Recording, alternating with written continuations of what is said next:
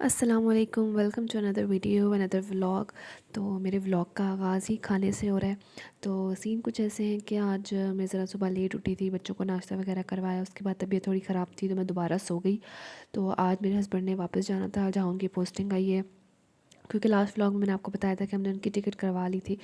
तो मैं सो गई थी, तो 4 बजे के करीब मेरे हस्बैंड ने मुझे आके उठाया कि चलो जी उठो, मुझे पुलाव बना के दो, मैंने आपके हाथ का पुलाव खा के जाना है।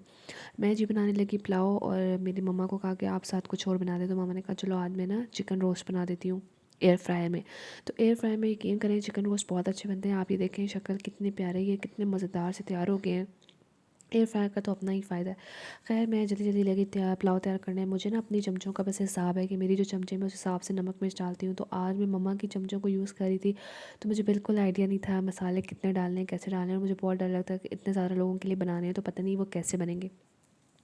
बस मैंने अल्लाह का नाम लिया और मैंने स्टार्ट कर दिया। मैंने कहा बस अब जैसा भी है, रोज़ा है, चख भी नहीं सकती कि पता नहीं नमक मिर्च पूरा है कि नहीं। तो खैर मैंने बनाना स्टार्ट किया। यहाँ हमारी मम्मा रोस्ट बना रही थी, और बस थोड़ा सा और इसको मज़ीद रंग देना था। मैंने कहा थोड़ा सा इसका थोड़ा कलर चेंज हो जाए तो ज़्यादा मज़े के लगेंगे, वरना ये अब तक बिल्कुल तैयार हो चुके थे। तो बस हमने जल्दी जल्दी काम स्टार्ट किया। सबसे पहले मैंने मसाले वगैरह डाले थे, उसके बाद मैंने चिकन डाला, चिकन को अच्छे से भूना। और मैं पुलाव थोड़ा डिफरेंट स्टाइल में इसलिए बनाती हूँ कि मैं पुलाव में सबसे पहले जो बिरयानी मसाला है ना वो स्टार्ट में नहीं डालती, वो मैं इस टाइम पे डालती हूँ। और दूसरा जो पुलाव का सबसे ज़्यादा टेस्ट आता है ना वो इस आलू बुखारे से आता है। तो मैं 5-6 आलू बुखारे तो इसमें लाजमी डालती हूँ।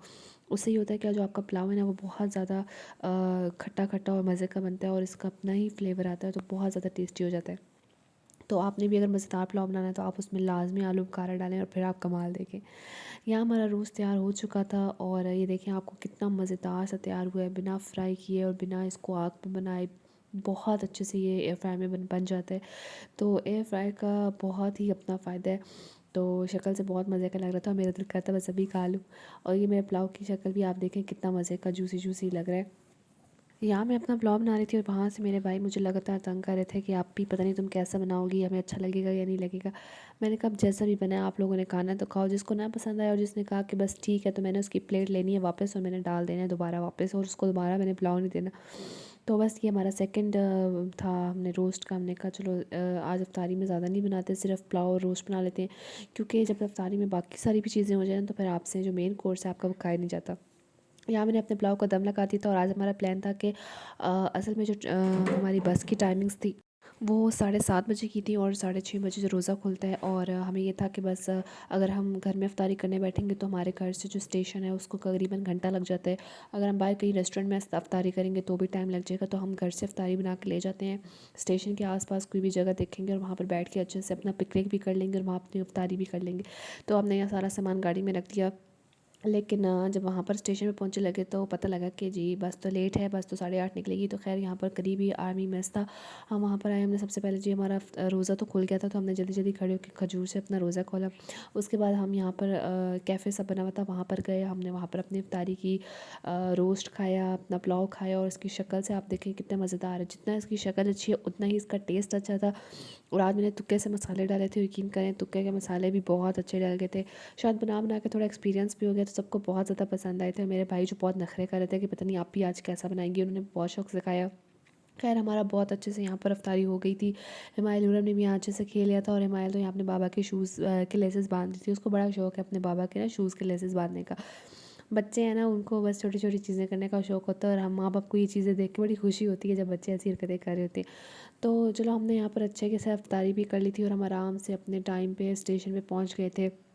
बस की टाइमिंग 8:30 थी, लेकिन यकीन करें बस इतना लेट हो गई थी कि हम यहाँ पर हमें ना करीबन करीबन 1.5 घंटा इंतज़ार करना पड़ा। हमारे यहाँ की बस सर्विसेज इतनी मतलब बंदा अजीब है ना कि बंदा क्या करे। कि आपने एक जो टाइमिंग दी हुई है, आप 7:30 बजे की टाइमिंग थी, और फिर 8:30 बजे की टाइमिंग की, उसके बावजूद बस 8:30 बजे नहीं आई, करीबन 10 10:30 के करीब बस आई थी। और यहाँ हमारा इंतज़ार करके करीब बस हो गई थी। खैर अल्लाह अल्लाह करते आखिर बस आ ही गई।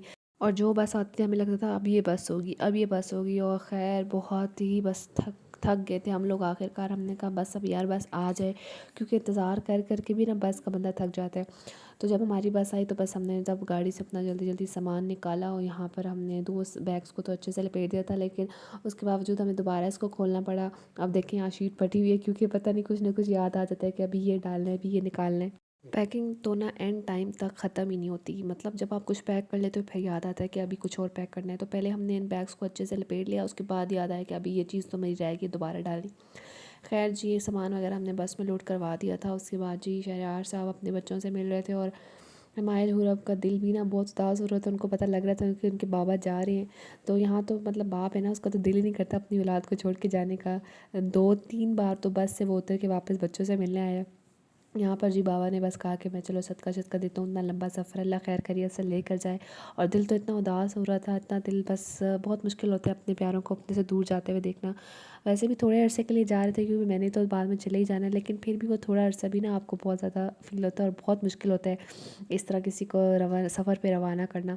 तो जो जिन लोगों के, मैं सोचती हूँ जिन लोगों के जो अपने प्यारे हैं वो बाहरले मुल्क चले जाते हैं, पता नहीं वो कैसे रहते हैं इतना दूर।